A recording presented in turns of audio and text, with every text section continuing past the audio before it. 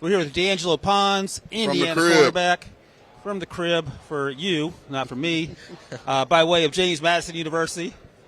D'Angelo, you are so much fun to watch. Absolutely. Because you do not care anything about what people think about you physically, size-wise. I was talking to your teammate at JMU and Indiana, Kalon Black, at the Senior Bowl, and he said he was the fastest dude in Harrisonburg. He was the fastest dude in Bloomington, and he has a chip on his shoulder because of the doubter. So I would imagine you've had that going back to high school, maybe even before that. How do you channel that into doing what you do on the football field? Yeah, like he said, I grew up, always been that underdog, that guy that's always been overlooked just due to my size. Nothing that has to do with anything on the field, in my opinion. It always been overlooked because of my size, so I always carry that chip on my shoulder.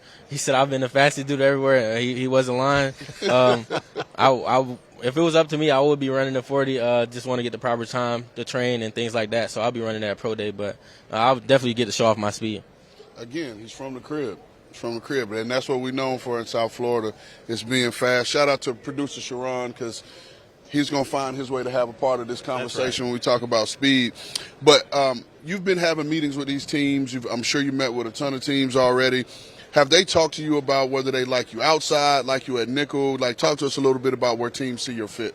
Yeah, so a lot of them ask me for my preference, and I tell them I'm comfortable at both. I can play both. Wherever your team needs me is where I'm going to play at, and I can succeed at both.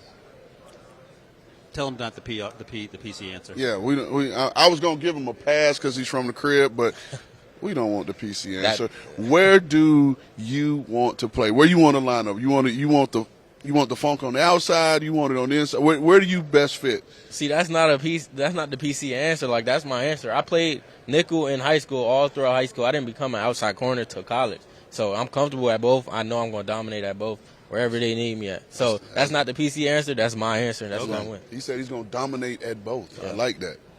Tell me what you think about this, because Rand was the former Titans GM, was an evaluator for nearly 20 years in the league. When I see D'Angelo on the field play, I get the same chip on the shoulder vibes that I got from Devin Witherspoon coming out of Illinois, and we saw how that translated. He can play inside or out.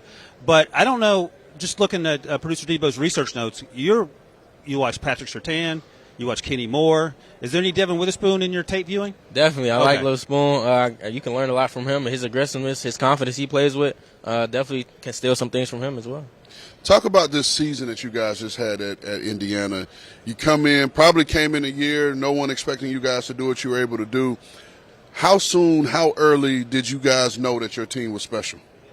Honestly, earlier in fall camp, obviously having Fernando Mendoza going to his great quarterback like that, just having those little battles with him and him as a competitor. Once you have a good quarterback and you kind of know you have a good team, all we got to do is rally around him. And like I said, just knowing him, I knew when 15 was on the field, we were going to win the game.